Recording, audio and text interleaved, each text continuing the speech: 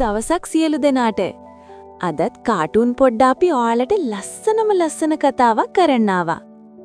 පුංචි මල් සහ මිතුරු සමනලයා. එක පුංචි ගමක ලස්සන උයනක් තිබුණා. ඒ උයනේ වර්ණවත් මල් ගොඩක් පිපිලා තිබුණා. ඒ අතරේ පුංචි රෝස මලක් තිබුණා. එයාගේ නම පිංචි. පිංචි ඉන්නේ හරිම වේදනාවකින්.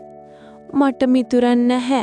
කවුද මාත් එක්ක කතා කරන්නේ කියලා එයා හිතුවා.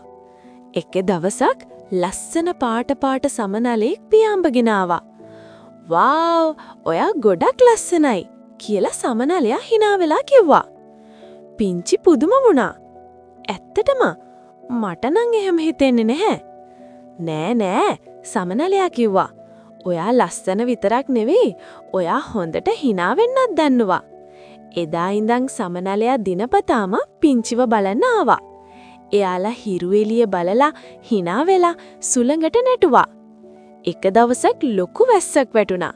සමනලයාට පියාඹන්න බැරිව ගියා. පිංචි Tamanගේ කොළ විහිදලා "මෙන්න මගේ යටට එන්න, තෙමෙන්න එපා" කියලා කිව්වා. සමනලයා හරිම සතුටින් "ඔයා තමයි හොඳම මිතුරා" කියලා කිව්වා.